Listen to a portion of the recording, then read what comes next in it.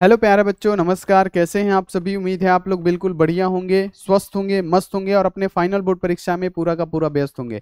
प्यारे बच्चों, आपका फाइनल बोर्ड परीक्षा बहुत ही नज़दीक है। मतलब गिना चुना कुछ दिन बचा हुआ है, ठीक है। यानी 1 महीने आपका बचा हुआ है और इसी में आपको जम के मेहनत करना है, ठीक है। और जितना हो सके उतना मेहनत कीजिएगा, तभी आप अपने लक्ष्य को प्राप्त कर पाइएगा। जितना आप लक्ष्य सोचे हैं उसको आप प्राप्त कर सकते हैं। इसके लिए आपको क्या करना पड़ेगा? सुबह में 4 बजे उठिए, ठीक है। नींद को त्यागिए, सुबह में 4 बजे उठिए, 4 से 6 खूब बढ़िया रिवीजन कीजिए, क्वेश्चन को याद कीजिए। जो क्वेश्चन आपसे सोल्व नहीं होता है उसको आप सुबह में उठ के सोल्व कीजिए। 100% है कि आपसे सोल्व हो जाएगा, ठीक है। तो आप लोग 4 से 6 उठ के रिवीजन कीजिए। 6 बजे से मेरा क्लास कीजिए 1 घंटा का। उसके बाद से आप क्या कीजिए कि आप नाश्ता पानी कीजिए, थोड़ा सा माइंड को फ्रेश करिए, ठीक है।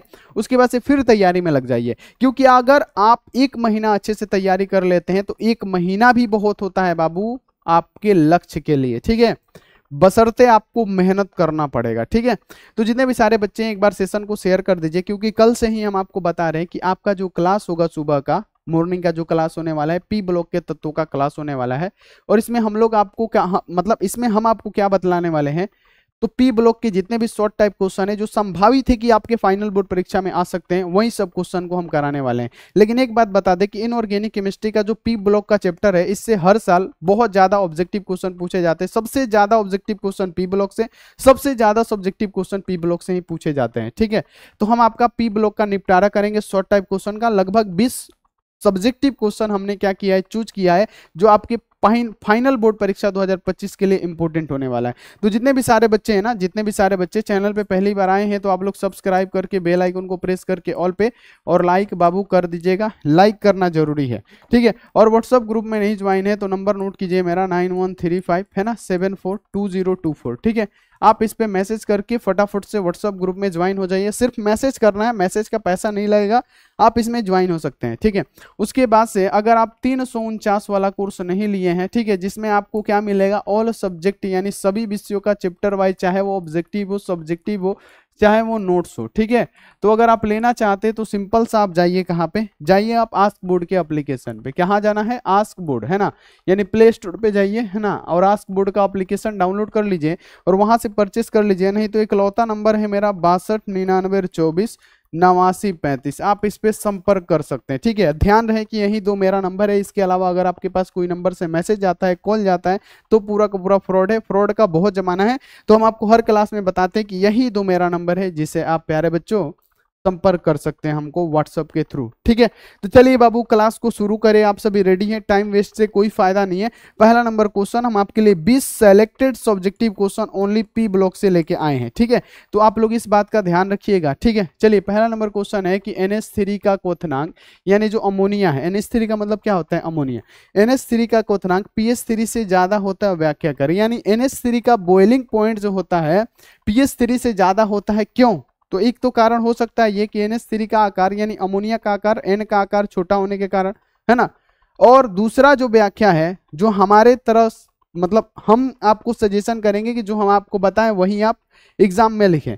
यानी दूसरा जो इसका आंसर है, आप ऐसे लिख सकते हैं कि अमोनिया यानी NH3 में क्या होता है, हाइड्रोजन बॉन्ड पाया जाता है, जबकि pH3 में हाइड्रोजन बॉन्ड क्या होता है, अनुपस्थित होता है, नहीं पाया जाता है। यही कारण है कि NH3 यानी अमोनिया क्या होता है प्यारे बच्चों, इसका जो बॉइलिंग पॉइंट होता है, क्वथनांक होता है, वो ज्यादा होता है, जबकि pH3 का क्वथनांक जो होता है प्यारे बच्चों अमोनिया की अपेक्षा कम होता है। क्यों?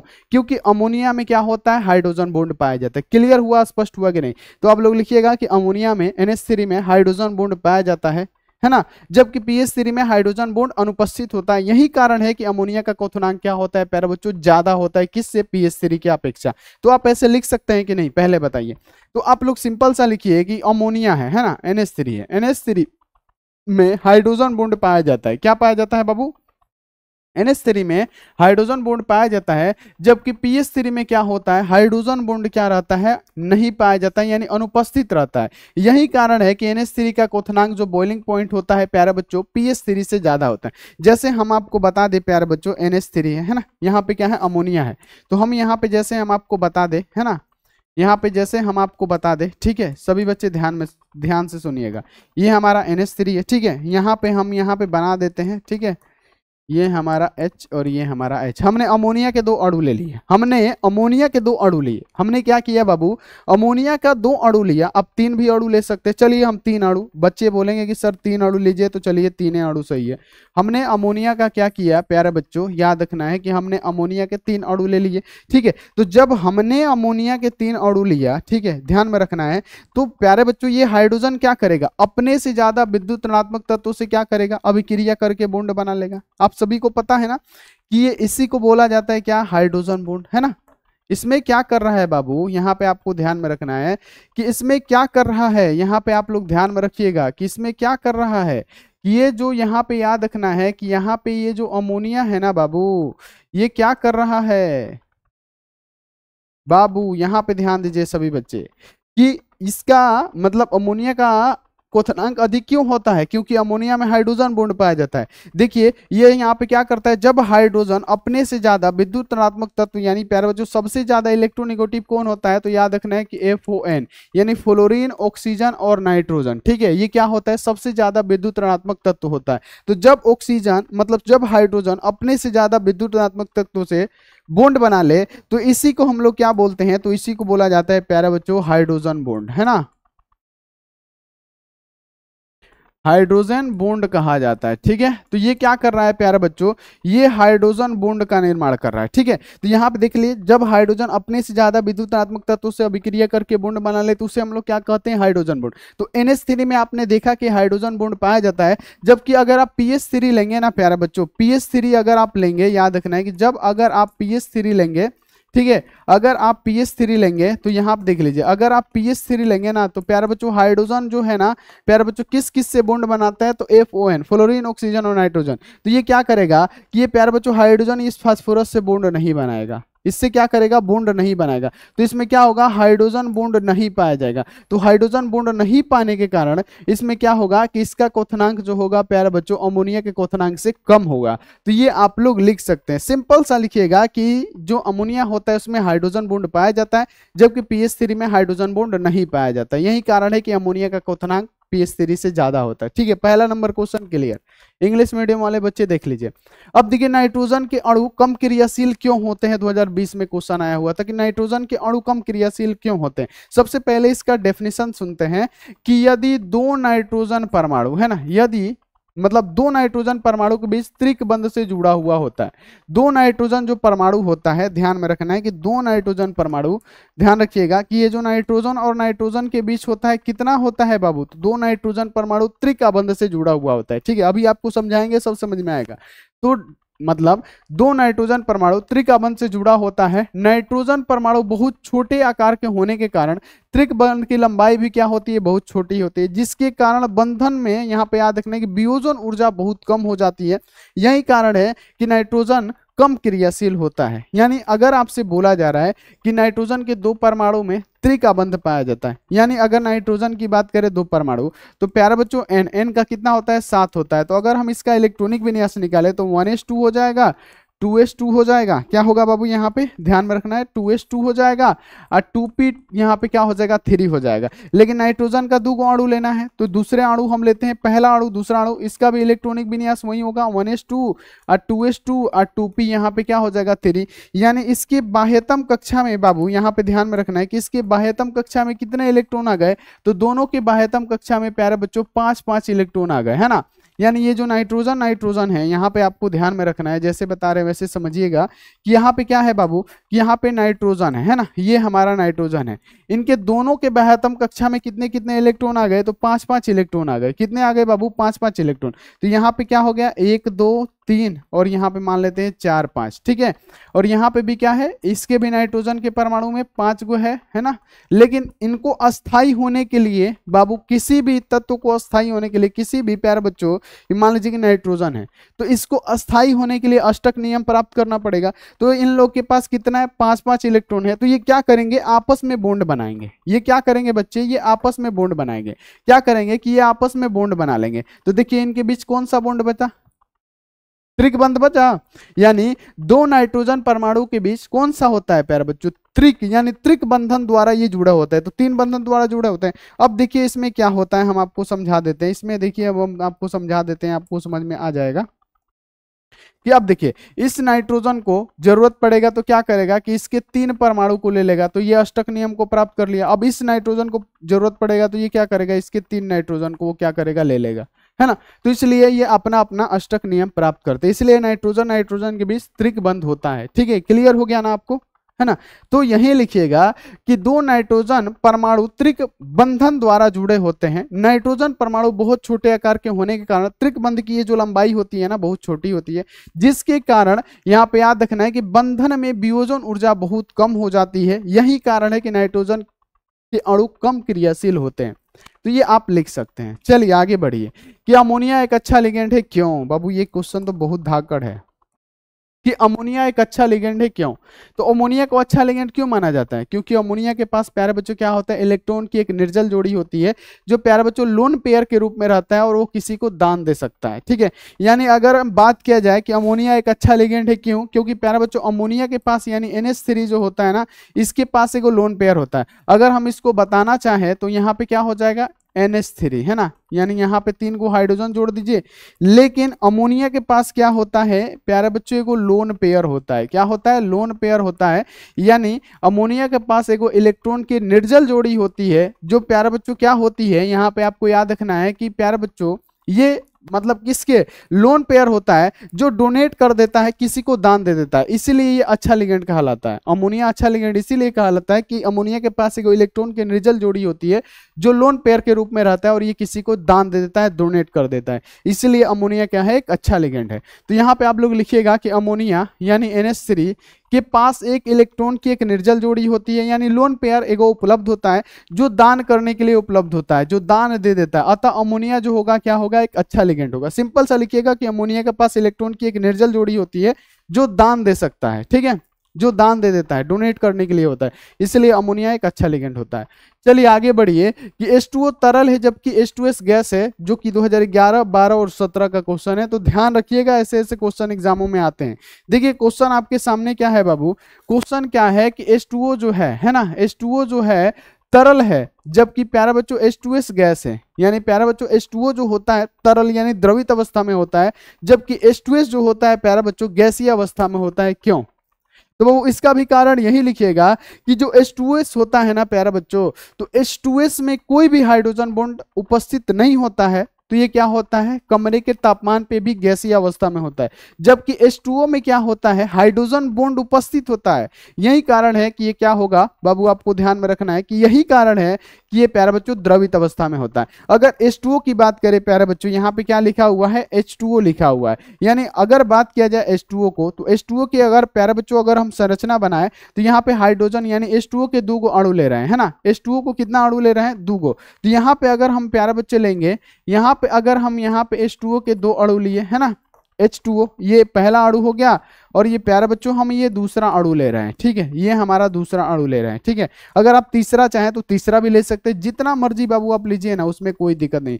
H2O के प्यारे बच्चों हम क्या कर दिए, देखिए H2 और O, H2 और O। ठीक है, तो इसमें क्या होगा, हमने आपको बताया कि ये हाइड्रोजन क्या करेगा, अपने से ज्यादा विद्युत ऋणात्मक तत्वों से क्या करके अभिक्रिया करके बॉन्ड बना लेगा। तो इस बॉन्ड को क्या कहते हैं, तो आप बोलेंगे कि हाइड्रोजन बॉन्ड,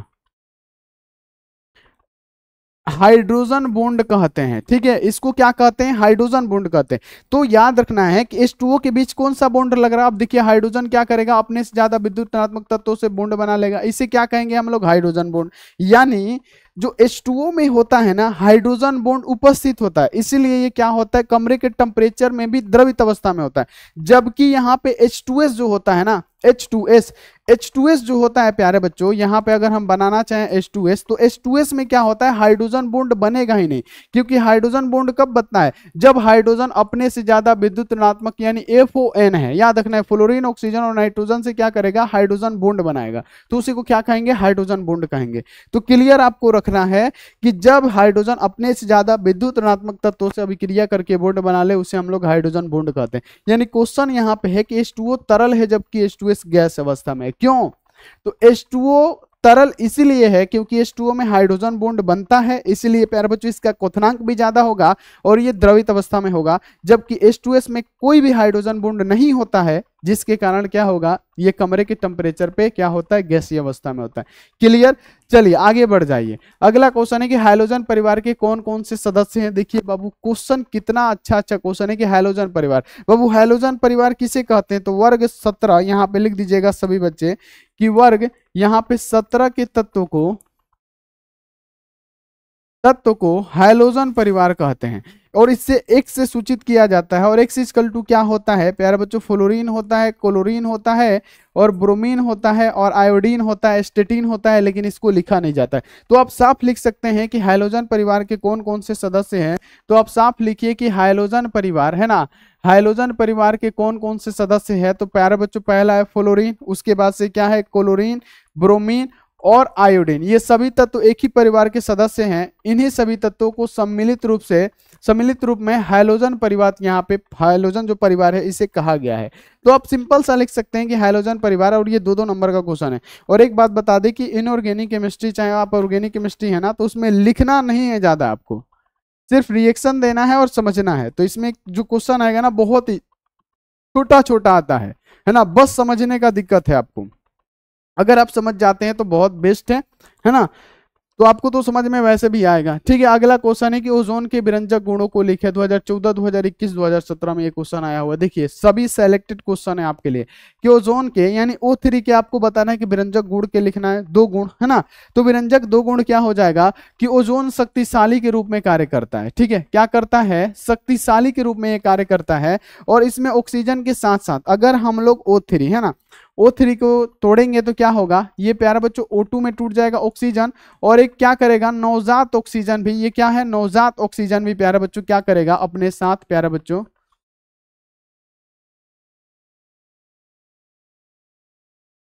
नवजात ऑक्सीजन का निर्माण करता है ना। तो ये आप लोग लिख दीजिएगा। ठीक है, अगर आपसे पूछा जाएगा कि ओजोन के 2 विरंजक गुणों को लिखे, तो ओजोन शक्तिशाली के रूप में कार्य करता है, O3 होता है जो। ठीक है, और साथ में आप लोग ये लिखिएगा कि जो ओजोन होता है ना प्यारे बच्चों, ऑक्सीजन के साथ साथ एक नवजात ऑक्सीजन का भी क्या करता है प्यारे बच्चों, उत्पादन करने की क्षमता रखता है। ठीक है, तो ये आप 2 लिख दीजिएगा कि ओजोन शक्तिशाली के रूप में, और इसमें ऑक्सीजन के साथ साथ नवजात ऑक्सीजन उत्पादन करने की भी क्या होती है, क्षमता होती है। तो ये बाबू बहुत अच्छा है, ये बहुत अच्छा है कि इनऑर्गेनिक केमिस्ट्री हो चाहे ऑर्गेनिक है, इसमें लिखना कम पड़ता है बाबू, और आपको बस समझना है, समझ गए तो सब चीज ठीक है।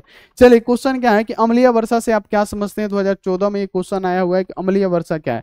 तो अम्लीय वर्षा क्या होता है कि जब कल कारखानों से, चिमनी से जितने भी हानिकारक धुएं निकलते हैं है ना, यहाँ पे याद रखना SO2 हो गया हमारा है ना, सल्फर डाइऑक्साइड हो गया हमारा, NO2 गैस हो गया है ना, जो कल कारखाने हो गए थी, गाड़ियां हो गए, चिमनी होगा, इन सब से जितने भी SO2 और NO2 गैसें निकलती है वो क्या होती है प्यारे बच्चों, यहाँ पे याद रखना है कि वो हमारे वायु में मिश्रित हो जाती है। ये सब हानिकारक गैस होती है। जैसे हम आपको बताते हैं कि कल कारखाने है ना, कल कारखाने है ना, बिजली घरों तथा स्वचालित वाहनों जो धुआं हुआ देती है, स्वचालित वाहनों में जीवाश्म ईंधन का इस्तेमाल होता है। ठीक है, और इन ईंधनों को जलाने से SO2 और NO2 गैस बनती है ना, याद रखना है, जो वायु में मिश्रित होकर वायु को क्या कर देती है, पूरे वायु को प्रदूषित कर देती है। वायु में जल की यहाँ देखिए उपस्थिति में SO2 क्या होता है, ऑक्सीकृत करके H2SO4 एवं NO2 ऑक्सीकृत होकर क्या HNO3 में परिवर्तित हो जाता है, और ये वर्षा के जल के साथ धरती पर आते हैं,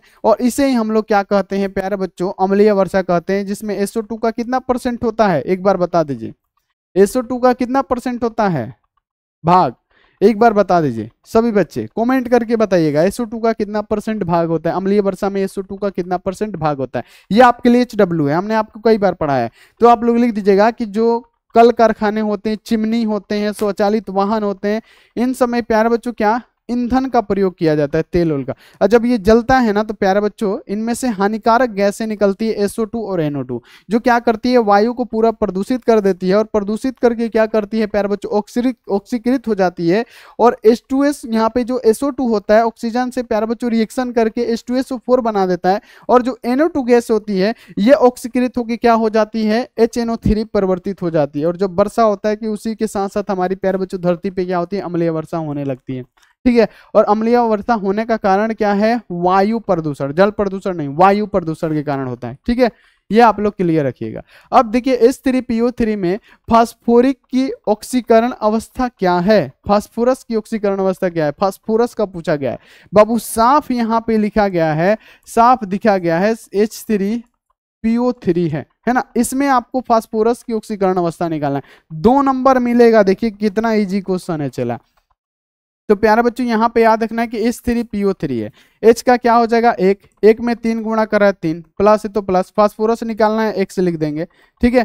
फास्फोरस निकालना है क्या लिख देंगे, तो प्यारे बच्चों X लिख देंगे, ठीक है। प्लस है तो प्लस है ना। प्यारे बच्चों ऑक्सीजन का क्या होता है -2, इसमें गुणा क्या कर रहा है 3, बराबर को उधर होता है 0, यानी 1 में 3 से गुणा होगा 3, प्लस यहाँ पे क्या हो जाएगा x है ना, और -3 दूना क्या हो जाएगा 6, बराबर को उधर 0, यानी x इक्वल टू क्या होगा +6 हो जाएगा, -3 हो जाएगा, यानी x इक्वल टू क्या होगा, तो प्यारे बच्चों हमारा हो जाएगा +3, यानी हमारा फास्फोरस का ऑक्सीकरण संख्या P इक्वल टू कितना निकलेगा, तो प्यारे बच्चों +3 निकलेगा। तो आप ऐसे निकाल दीजिएगा, आपका 2 नंबर तो कभी भी नहीं छूटने वाला है बाबू कभी नहीं छूटेगा। तो ये आप लोग ध्यान में ऐसे रखिएगा कि H3PO3 में फास्फोरस की ऑक्सीकरण अवस्था क्या होगी, तो +3 होगी, ऐसे निकाल दीजिएगा। और इतना निकालने के बाद से लिखिएगा कि H3PO3 में फास्फोरस की ऑक्सीकरण अवस्था 3 होगी, ऐसे लिख दीजिएगा आप लोग, ठीक है, ताकि आपको एग्जामिनर खूब अच्छा से नंबर दे। अब देखिए कि क्या होता है जब PCl5 को गर्म किया जाता है। सिंपल से आपको बोला गया क्या होता है जब PCl5 को गर्म करते हैं, है ना। PCl5 को क्या करना है बाबू, गर्म करना है, ये गर्म कर दिए। तो PCl5 को जब गर्म करते हैं ना, तो ये PCl3 में और प्यारे बच्चों Cl2 में क्या होता है, टूट जाता है, 2 खंडों में टूटेगा। सबसे पहले कि अगर आप PCl5 को गर्म करेंगे, PCl5 को हमने गर्म किया, तो PCl5 को जब गर्म किया ना, तो ये PCl3 में और Cl2 में क्या होता है, टूट जाता है, ठीक है। तो यहां पे आप लोग लिखिएगा कि क्या होता है जब PCl5 को गर्म करते हैं, ठीक है। PCl5 को गर्म करते हैं तो क्या होता है, तो PCl5 में 3 यहाँ देखिए यहाँ पे निरक्षीय तथा 2 अक्षीय बंध बनते हैं। चूंकि अक्षीय बंध यहाँ पे निरक्षीय बंध से दुर्लभ होते हैं, यानी प्यारे बच्चों कमजोर होते हैं, इसीलिए जब PCl5 को गर्म किया जाता है तो कम अक्षीय यहाँ पे बंध टूटकर PCl3 बना देता है। कम अक्षीय बंध टूट के क्या बना दिया, PCl3 बना दिया। तो ये आप लिखिएगा क्या होता है जब PCl5 को गर्म करते हैं, तो बाबू क्या होता है, ये PCl3 और प्लस Cl2 में टूट जाता है, ठीक है, लिख दीजिएगा। चलिए आगे बढ़ जाइए कि नाइट्रोजन केवल NaCl3 बनाता है, लेकिन फास्फोरस PCl3 भी बनाएगा और PCl5 दोनों बनाता है, क्यों। देखिए कितना जबरदस्त क्वेश्चन है, 2018 के एग्जाम में आया हुआ प्रश्न है। 2018 के एग्जाम में प्यारे बच्चों आया हुआ प्रश्न है कि नाइट्रोजन केवल NaCl3 बनाता है, जबकि जो प्यारे बच्चों फास्फोरस है PCl3 भी बनाएगा और PCl5 भी बनाएगा, क्यों। तो यहां पे आप लोग साफ साफ लिखिएगा कि नाइट्रोजन में d ऑर्बिटल की अनुपस्थिति होती है। बस इतना आपको पता है ना कि नाइट्रोजन जो होता है, नाइट्रोजन का परमाणु क्रमांक 7 हो गया। अगर आप इसका इलेक्ट्रॉनिक विन्यास निकालिएगा तो 1s2 हो जाएगा और 2s2 हो जाएगा और 2p3 हो जाएगा, ठीक है, पी ब्लॉक का तत्व है। तो इसमें क्या होता है, डी ऑर्बिटल अनुपस्थित होता है। जबकि फास्फोरस की बात करें, फास्फोरस का होता है 15, और जब फास्फोरस का 15 होता है तो प्यारे बच्चों इसका निकालिएगा तो हो जाएगा 1s2 और 2s2, 2p6, 3s2 और 3p3।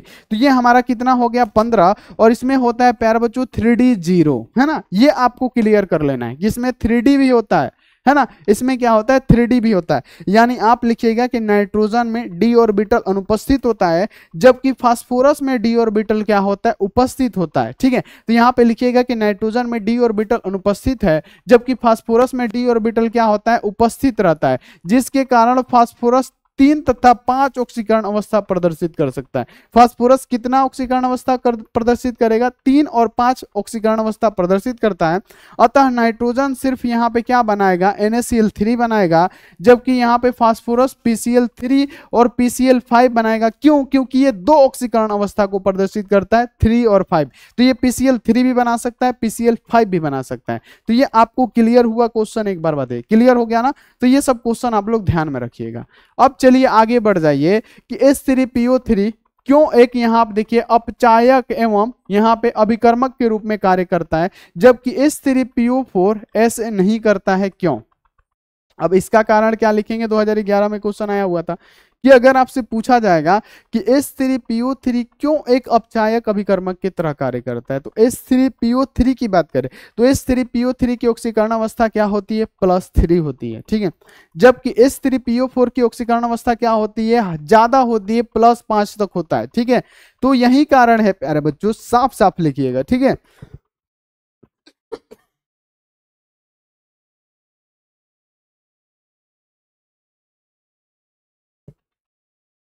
चलिए, तो यही लिखिएगा आप लोग, आपको और कुछ लिखने की आवश्यकता नहीं है। जैसे हम आपको बात करें H3PO3 है ना, यहाँ पे लिखा गया है H3PO3 है। तो प्यारा बच्चों फास्फोरस की ऑक्सीकरण अवस्था क्या होगी, 1 × 3 प्लस x मान लेंगे फास्फोरस को, प्लस यहाँ पे क्या हो जाएगा, यहाँ पे -2 × 3 है ना, बराबर को उधर 0, यानी 3 + x माइनस यहाँ पे 6 बराबर 0, यानी x = कितना निकला, +3 निकला, ठीक है। ये प्यारे बच्चों किसका हो गया, तो H3PO3 का ऑक्सीकरण अवस्था 3 होता है, जबकि अगर हम निकाले H3PO4 का, ठीक है, तो यहाँ पे 1 × 3 हो जाएगा, प्लस p को x मानेंगे, और ऑक्सीजन का क्या होता है, -2 × यहाँ पे 4 बराबर को उधर 0, यानी क्या हो जाएगा 3 + x, और यहाँ पे क्या हो जाएगा -4 दूनी क्या हो जाएगा 8 हो जाएगा, बराबर को उधर 0, यानी x = क्या होगा 8 उधर जाएगा और 3 घट जाएगा, यानी x = क्या होगा प्यारे बच्चों, +5 हो जाएगा। तो यहाँ पे यही कारण आ रहा है ना, कारण तो यही आ रहा है ना, आप लोग को ध्यान में लिखना है और आपको साफ साफ लिखना है बाबू, साफ साफ ये लिखना है कि H3PO3 में P का ऑक्सीकरण संख्या कितना आया, +3 आया, देखिए +3 आया, ठीक है। अर्थात इसका ऑक्सीकरण संख्या बढ़ सकता है ना, यानी H3PO3 है तो इसका ऑक्सीकरण संख्या बढ़ सकता है, अर्थात अवकरण अभिकर्मक की तरह कार्य करेगा, क्योंकि इसका ऑक्सीकरण संख्या बढ़ सकता है, +3 है तो इसका ऑक्सीकरण संख्या बढ़ सकता है। लेकिन H3PO4 में P का ऑक्सीकरण संख्या +5 है, जो कि नहीं बढ़ सकता है, जो कि अब बढ़ नहीं सकता है, अतः H3PO4 अवकारक अभिकर्मक की तरह कार्य नहीं करता है, जबकि H3PO3 अवकरण अभिकर्मक की तरह कार्य करेगा, क्योंकि उसका ऑक्सीकरण संख्या बढ़ सकता है, क्योंकि +3 ही है उसका, जबकि H3PO4 का +5 है, तो वो तो बढ़ नहीं सकता। तो यही कारण है, तो आप लोग इसको लिख दीजिएगा, बहुत आसान है क्वेश्चन, तो ये 100% आपके एग्जामों में आ सकता है, ठीक है। तो एक बार आप लोग इसको लिखिएगा जरूर, ठीक है, जितने भी सारे बच्चे हैं।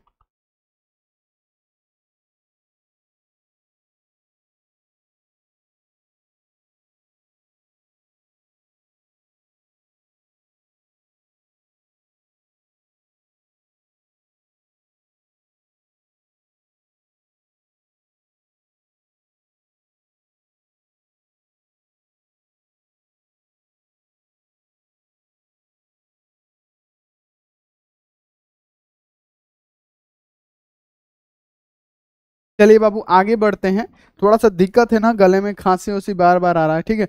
देखिए क्वेश्चन क्या है कि O3 एक प्रबल ऑक्सीकारक की तरह कार्य क्यों करता है। हमने आपको क्या बताया कि जो ओजोन होता है, ओजोन के विरंजक गुण हमने बताया, और ओजोन के विरंजक गुण में हमने आपको ये बताया कि जो O3 होता है ना, जब ये टूटता है तो ये कैसे टूटता है, हमने आपको क्या बताया कि जब ये टूटता है, O3 जब टूटेगा तो ऑक्सीजन के साथ साथ क्या करता है, ये एक नवजात ऑक्सीजन उत्पादन करता है। क्या करता है बाबू, नवजात ऑक्सीजन क्या करता है, उत्पादन करता है। ये आपको पता है ना, आपको हमने बताया ओजोन के जब विरंजक गुण हमने बताया तो हमने क्या बताया कि O3 एक प्रबल ऑक्सीकारक की तरह, प्रबल ऑक्सीकारक की तरह कार्य क्यों करता है। तो आपको लिखना है कि O3 शीघ्रता से अपघटित होकर नवजात ऑक्सीजन, ये क्या है हमारा, लिख दीजिएगा यहाँ पे, नवजात ऑक्सीजन है ना, नवजात ऑक्सीजन, साफ साफ लिखिएगा कि नवजात ऑक्सीजन उत्पन्न करने की, यहां पे याद रखना है, उत्पन्न करती है, जो विभिन्न पदार्थों को क्या ऑक्सीकृत कर देता है, इसलिए यह क्या करेगा, प्रबल ऑक्सीकारक की तरह क्रिया करता है, कार्य करता है, ठीक है। तो ये आप लिख दीजिएगा, बहुत छोटा छोटा क्वेश्चन होता है, बस आपको समझना रहता है बाबू, ठीक है। तो यहाँ पे लिखिएगा कि O3 एक प्रबल ऑक्सीकारक की तरह क्यों क्रिया करता है या कार्य करता है, तो अब लिख देना है कि O3 शीघ्रता से अपघटित होकर नवजात ऑक्सीजन, ये क्या है, नवजात ऑक्सीजन उत्पादन करता है जो विभिन्न पदार्थों को ऑक्सीकृत कर देता है, इसीलिए यह प्रबल ऑक्सीकारक की तरह क्रिया करता है। सिंपल सा लिखिएगा, इजी क्वेश्चन है। अब देखिए ये 2 नंबर का क्वेश्चन है, कितना इंपॉर्टेंट क्वेश्चन है और कितना छोटा समझने वाला क्वेश्चन है कि HF, HCl, HBr, HI में सबसे प्रबल अकारक कौन है। तो आप सबसे पहले ये लिखिएगा जैसे हम आपको बताते हैं वैसे, कि अगर आपसे बोल दिया गया है, अगर आपसे बाबू बोल दिया गया है कि यहाँ पे लिखा गया है HF, है ना, उसके बाद से क्या है H, यहाँ पे Cl लिखा है, उसके बाद से HBr लिखा हुआ है, उसके बाद से HI लिखा हुआ है। अब आपसे बोला जा रहा है कि प्रबल अकारक क्या होगा, तो बाबू प्रबल अकारक कौन सा होगा, तो आप लिखिएगा कि HF, HCl, HBr में प्रबल जो अकारक होगा वो HI होगा, और नीचे लिखिएगा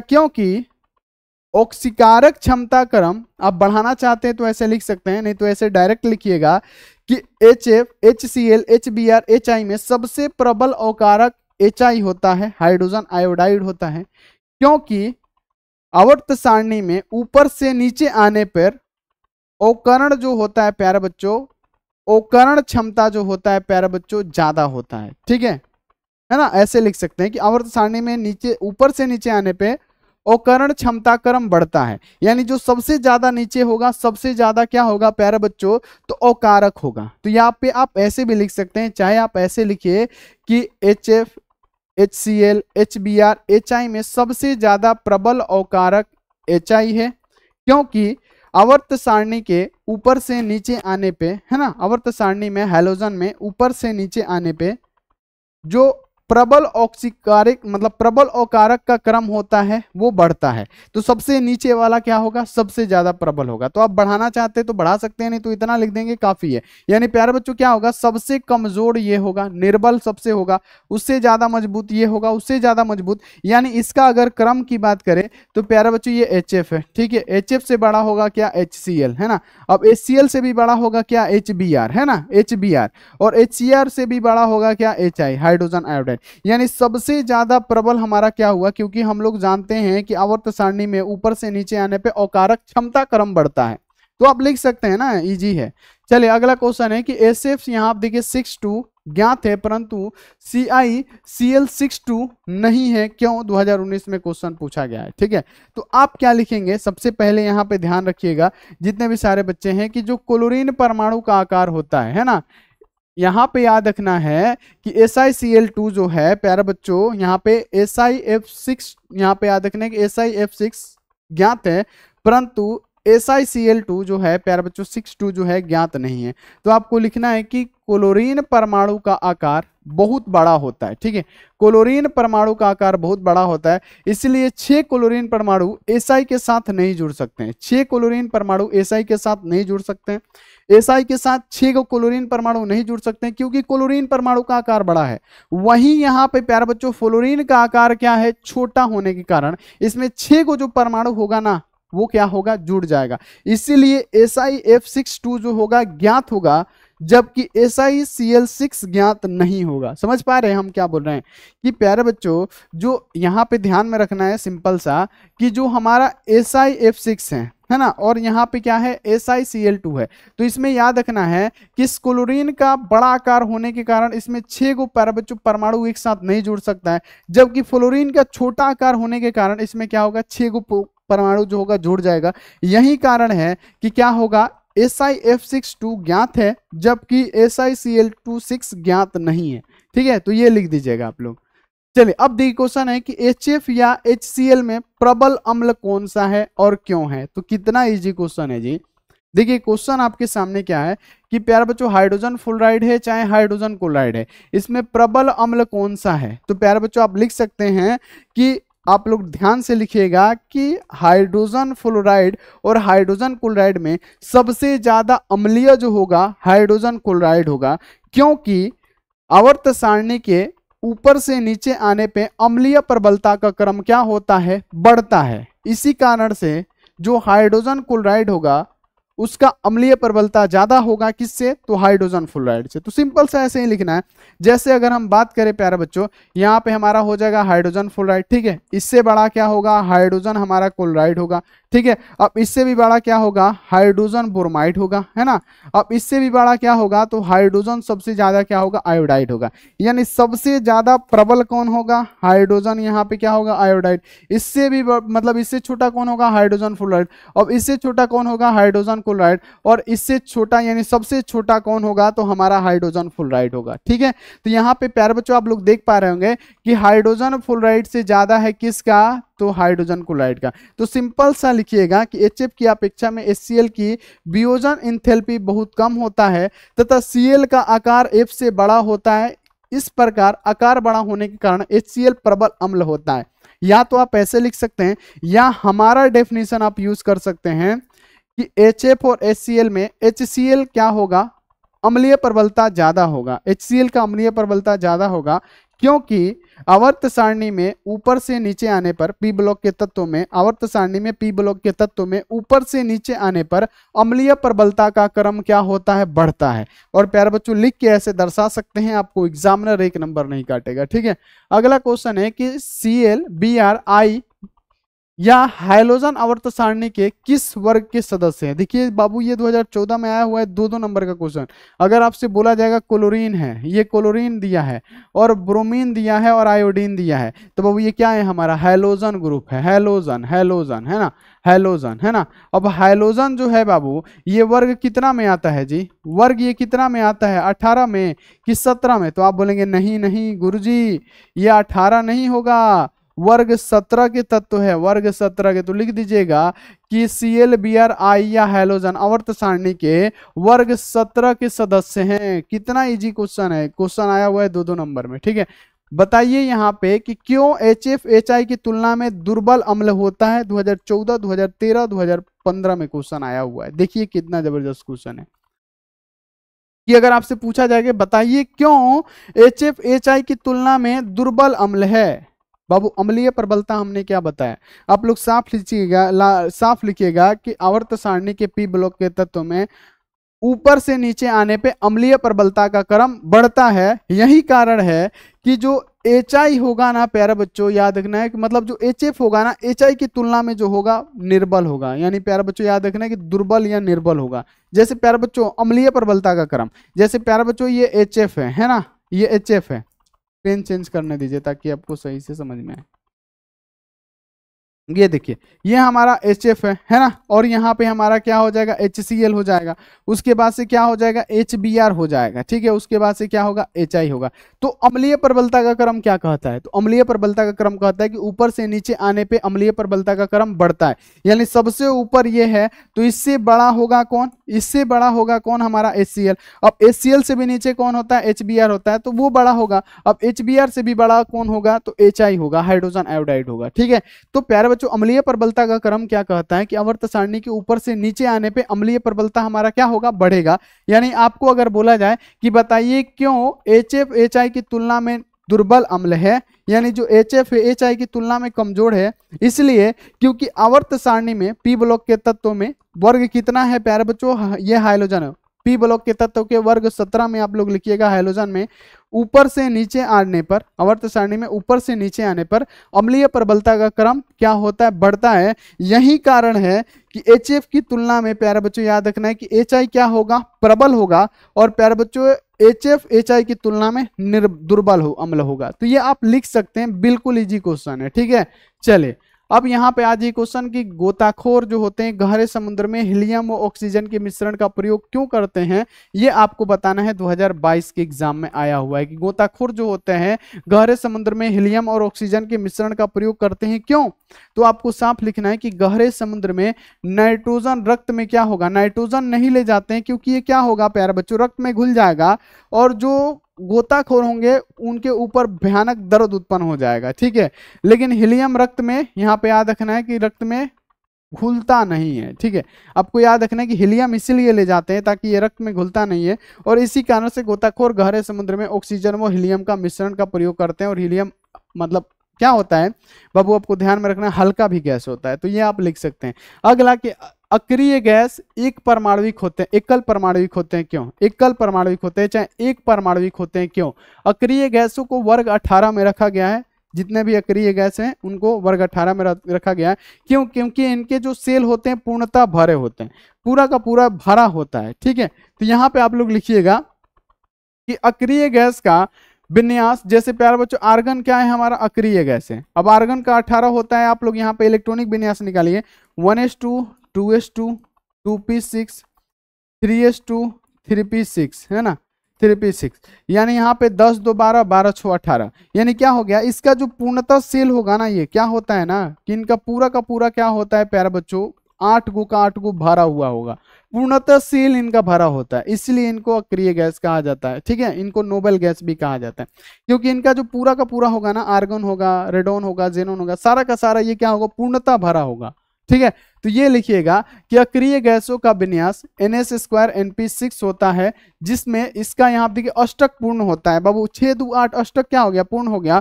और इसका अस्थाई विन्यास होता है, यानी इसका अस्थाई होगा कि 8 गो है तो ये तो ऑलरेडी अस्थाई ही होता है। वे अपने आप देखा अस्थायित्व के लिए अपने पास से क्रिया नहीं करती है ना, अपने आप से क्रिया भी नहीं करेगी। यही कारण है कि जितनी भी प्यारे बच्चों याद रखना है कि अक्रिय गैस है वो एकल परमाणुविक गैस होती है, क्योंकि इनका जो पूर्णतः सेल होता है ना वो भरा हुआ होता है। तो ये आपको लिख देना है। तो ये पी ब्लॉक के प्यारे बच्चों आपके सब्जेक्टिव क्वेश्चन थे इंपॉर्टेंट, जिसको आपको ध्यान में रखना है और इसको पढ़ना है। ठीक है, तो अगर आपको ये क्लास अच्छा लगा हो बाबू तो एक बार आप लोग लाइक कर दीजिएगा। ठीक है, लाइक करके क्या कीजिएगा? चैनल को फटाफट से आप लोग सब्सक्राइब करके बेल आइकन को प्रेस करके ऑल पे कर लीजिएगा। व्हाट्सएप ग्रुप में नहीं जुड़े हैं, जुड़ जाइएगा। पीडीएफ नोट्स नहीं लिए हैं, ले लीजिएगा। ठीक है, तो मिलते हैं प्यारे बच्चों ऐसी अगली क्लास में आपका प्रैक्टिस सेट में, और आप लोग अपना ध्यान रखिए, मन लगा के पढ़ाई कीजिए। Take care and bye.